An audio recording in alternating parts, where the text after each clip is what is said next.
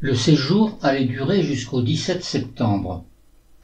Madame Boucher, la femme du directeur que je remplaçais, était atteinte de dépression, ce qui expliquait un si long remplacement.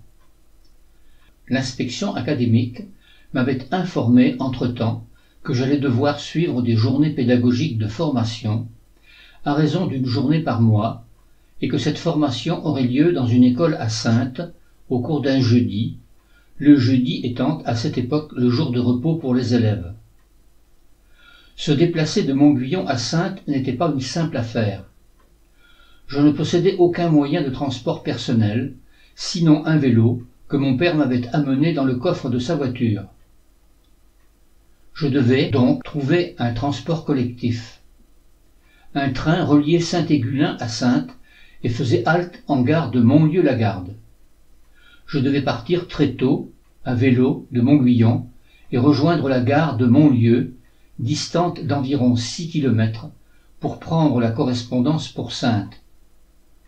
Le soir, je faisais le trajet inverse.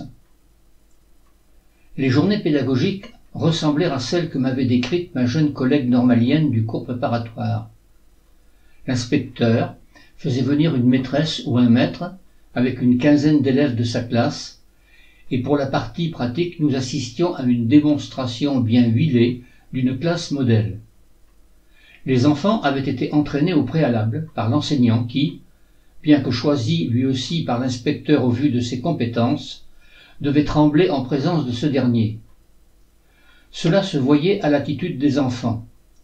Il est même arrivé une fois que le gamin ou la gamine réponde à la question qui allait lui être posée avant même que celle-ci ait été totalement formulée.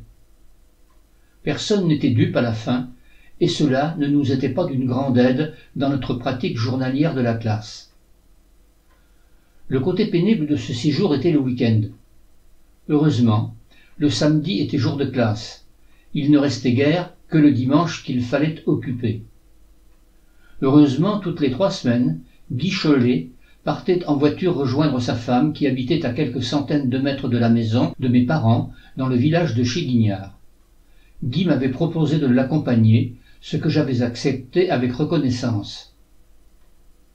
Puis un beau jour, je reçus une lettre de l'inspection académique de La Rochelle qui m'annonçait qu'à la fin de mon séjour à Montguyon, j'étais nommé en remplacement dans une classe de cours élémentaire 2e année pour une durée de 3 mois en remplacement d'une enseignante, Madame Landry, qui allait partir en congé de maternité.